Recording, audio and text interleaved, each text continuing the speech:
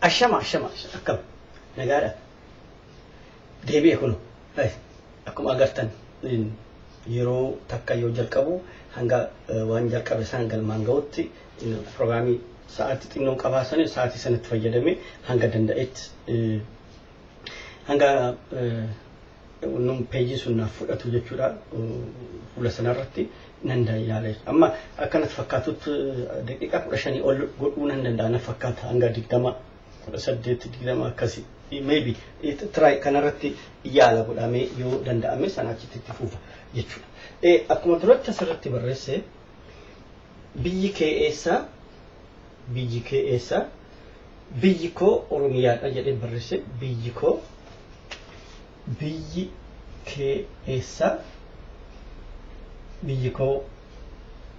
oromiyaadha biyyi keessaadha biyyi koo oromiyaa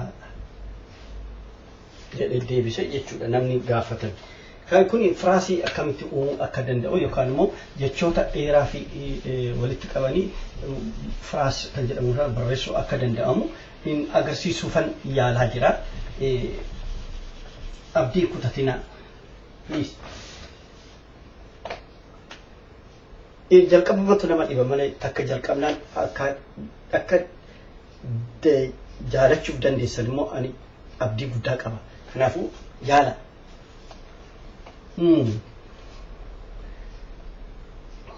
laga amma bakka inni sinan ga'u maybe afaan callisee kan barreessaa waan manatti dhufe sammuurra na dhufe jechuudha waan masuma biyya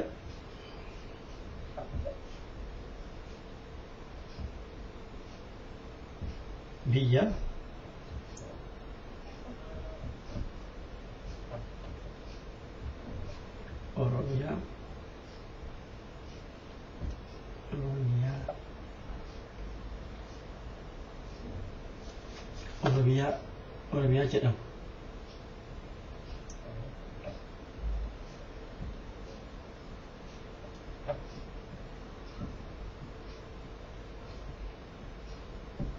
jedhamu keessa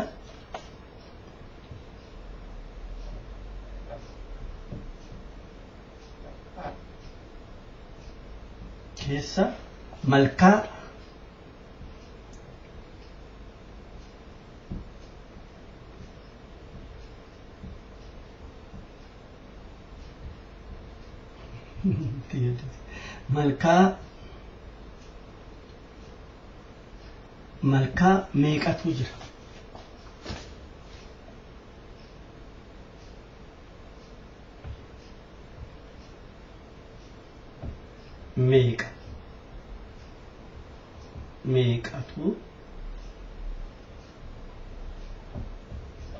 meeqatu jira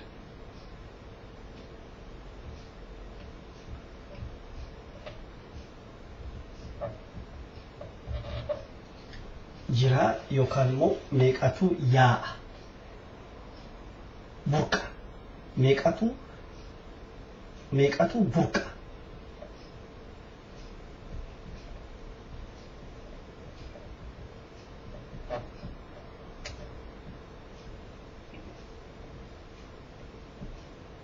meeqatu burqa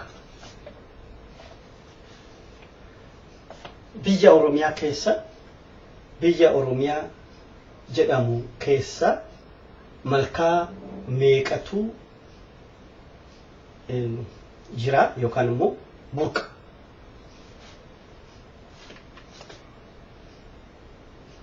burqa jechuun bakka itti dhalatu baris jedhanii ingilizii bakka itti dhalate yaa'u gadi yaa'ee bakka biraa dhaqu jechuun socho'u gara biraatitti yookaan immoo bakka tokkotti immoo akka galaana godhee bakka tokkotti dhaabbata galaana ta'a galaanni gurguddaan kan akka waabii shabalee miti asoo qooqaan hawaash irraa dhufa natti fakkaata miti kan gara biroo jiru gaga galaanni suni akkas uumamee kan garuu tabba guutee garas deemuu tun deein garuu kan hin irranne yeroo baay'ee achumatti dhaabbatee kan jirus jira sun laguma garuu in sochoo kan in sochoone jechuudha kan baay'ee in sochoone kan socho'uu danda'an immoo egaa guutanii booddee achirraa ba'aniitu gara biraatti kan deeman jira yookaan immoo lagoonni suni bakka tokko ka'aniitu bakka tokko dhaqaniitu dhaabbatanii guutanii bakka tokko guutanii galaana uuman jechuudha kan akka gafarsaa yoo agreetanii kan akka bishaan amma Haroomayaa kan gogsan sana inni dur lagatu achitti bakka sanatti seenaa ture amma laga sana irraa jallisnaani bakki sun goge sana deebisuu qaba Oromiyaan Haroomayaa suni baay'ee barbaachisaa ture qe'ee sanaaf ganda sanaaf baay'ee barbaachisaa ture isa balleessinaan hundumaa balleessan inni deebi'uu qaba kun maaliif hundumtuu waa'ee Oromoo gatii ta'eef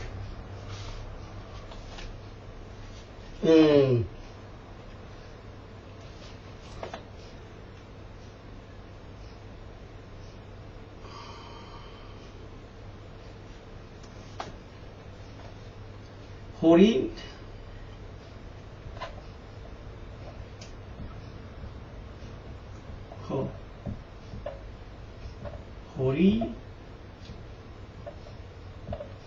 horiin daggalaa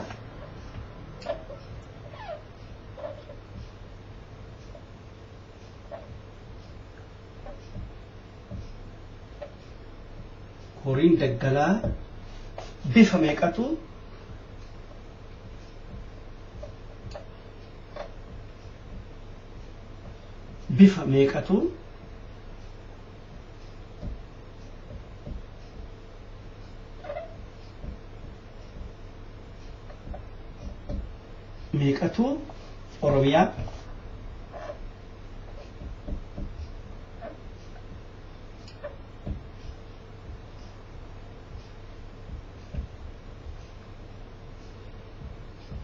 Oromiyaa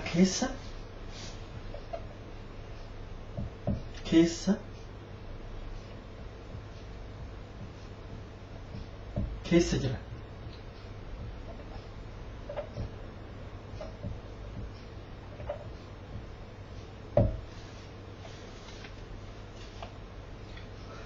horii daggalaa bifa meeqatu Oromiyaa keessa jira deebii kana abbaan fedhe baay'ee kan beeku anis meeqatu akka jiran beeku nam beekaa xinnoo maqaa isaanii sirriitti illee yaaddadhu afaan Oromootiinis garuu beekaa akka horii baay'ee qabna horii daggalaa baay'ee qabna bifa garaagaraatis guddoonis xixinnoonis jiru baay'ee qabna kuni kan ibsu biyya keenya keessa horii daggalaa wild animals meeqa qabna meeqatu bifa meeqa how many different animals wild animals in Oromia jechuudha gaaffiin kana deebisuudhaaf namoota waa'ee isaanii beeku namoota waa'ee isaanii baratan isaarratti baratan san ijoollumaadhaan barannee turre garuu egaa achitti wajjin hin jiraanne irraanfachaa deemna jechuudha ani horii gurguddoo kan itti fayyada nyaataaf itti fayyadamnu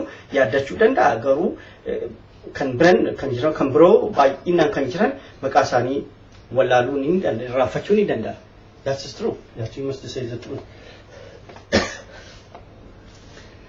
amma ani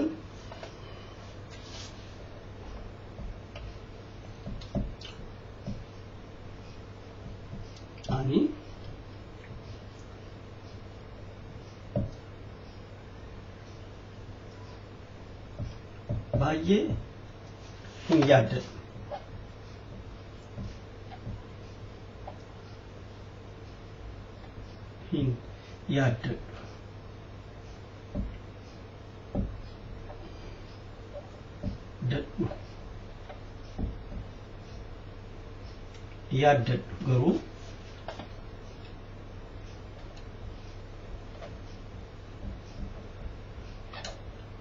garuu baay'inaan jiraachuu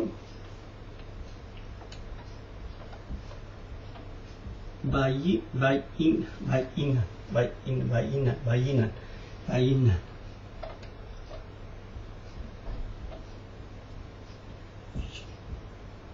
innaan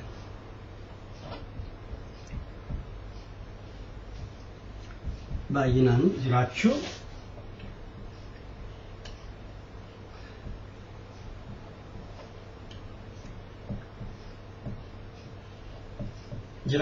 hin oolu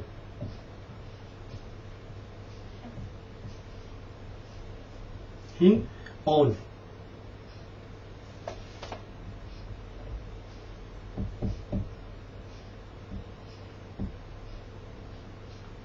hin oolu level asirratti kanaan cufna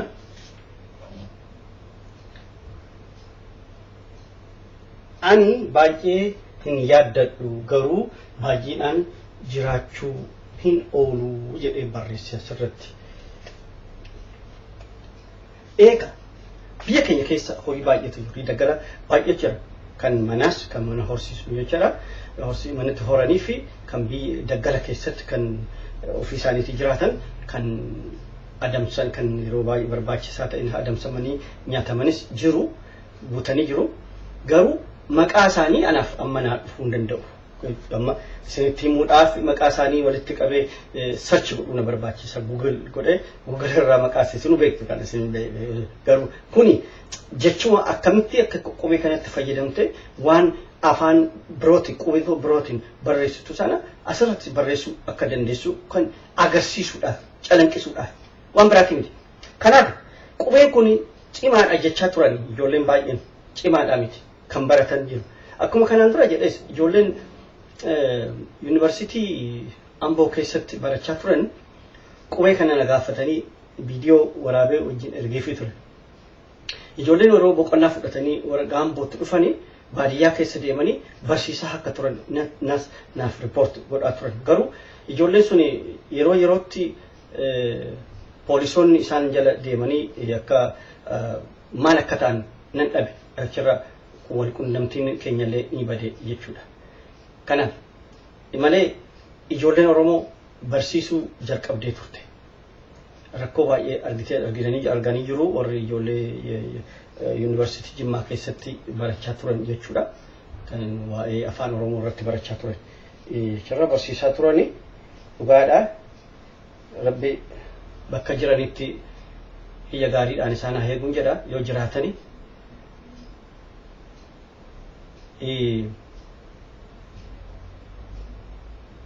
Gaaf tokko isinis ni barattu jedhee tayyaala. Yeroon amma carraa qabna amma yeroo kanatti akka durii afaan Oromoo ukkaamsuudhaaf gadi jechuudha.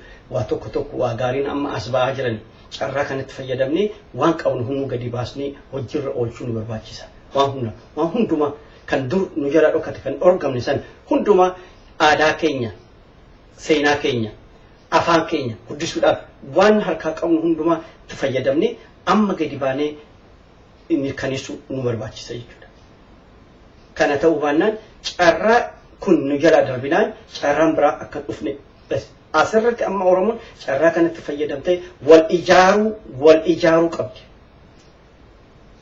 Gosaan amantii fi siyaasaan adda wal qoodamuu dhiistee carraa kanatti fayyadamtee harka wal qabattee aadaa ishee, biyya ishee, jireenya ishee, eenyummaa ishee asirratti wal qixxeessuu tokko godhuu humna kennuu fi yoo waa tokko dhufe akka lammata diiguu kuffisuu guufuu akka hin dandeenye. Maaliif yoo hundumti keessa walitti dhuftan yoo hundumti keessa walii galtan siyaasni booddee dhufa. Garuu aadaa keenya keessa aadaa keenya cimsuun siyaasa caalaa kan caalu kan aadaa ofii guddisuurra of guddisuu sirna keenya guddisuu sirna gadaa qabna. Sirna gadaatiin ijaaramne amma ijaaramuun sirna gadaatiin ijaaramne waan fedhe hundumaa ofirra mancaasuu ni dandeenya jedhee tayyaada. Isinoo maal yaadu? Amma yeroon dogoggora godhuu nu barbaachisu. Yoo dandeenya amma godhuu nu barbaachisa. Yoo barbaanne jechuudha. Sirni gadaa nuti biyya keenya keessatti Dimokiraasii Ameerikaa miti kan nuti barbaadu kan jiraachuu barbaadu. Dimokiraasii duruu nu jiraanna dimokiraasii. Garuu dimokiraasii sana akka ittiin fayyadamne nu godhani. Amma yeroo qabna akka dimokiraasii sana deebisnee akka calanqisu godhuudhaaf akka ijaaramu deebi'ee gadaan sirni gadaa akka biyya keenya keessatti saba keenyaaf hojiirra oolu godhuudhaaf amma yeroon rafuudhaa miti amma yeroon yoomiyyuu miti amma yeroon borus miti iftaanis miti amma yeroon carraan akkanii argamu kanatti dafnee baanee ijaaruu jechuudha. Beektu yeroo bona keessa yeroo tokko yeroo itti roobu jira. Namni xaafii hammate sana dha'uudhaaf udummaa maal jedhamu achi afaan Sidaamatti udummaa bakka jedhamu sanatti gadi baaseetu dha'uudhaaf horii irra hin dhaabu. Irrooba yoo inni gadi baasu jedhu irrooba yoo inni gadi baasu jedhu wanti rakkoo baay'eetti uuma. Amma hima taa'eetuma eega yoo aduun takka jettaas baatu dafee gadi yaasee tumee dafeetu argachata. Yoo maali yoo suuta jedhee deemee maal ta'a roobni sun ni dhufa itti roobaa waan hundumtuu jalaa bada jechuudha. Kanaaf yeroo kanatti yeroo carraan amma Oromoodhaaf dhufte kanatti fayyadamne dafnee waan qabnu hundumaa gadi yaasnee aadaa keenya afaan keenya biyya keenya bakka isheetti deebisu ijoollee keenya ijaaru saba keenya ijaaru wal ijaaru tokkummaa keenya bal'isu nu barbaachisa jechuudha. Kanaaf Oromoon afaan isaa aadaa isaa saba isaa sirna gadaa isaa ijaaruudhaaf amma carraan yeroo banamee fi itti fayyadamuunis dirqama Oromummaati. Kanaafuu ijoollee waan biraa isiniin hin jedhu daqiiqaa tokkoo fi walakkaa dabarse mee yoo kana upload godhuu danda'e itti dabalee tan baasa jechuudha. Ammaaf garuu asirratti dhaaba viidiyoo biraatti walagarra nagaan tura.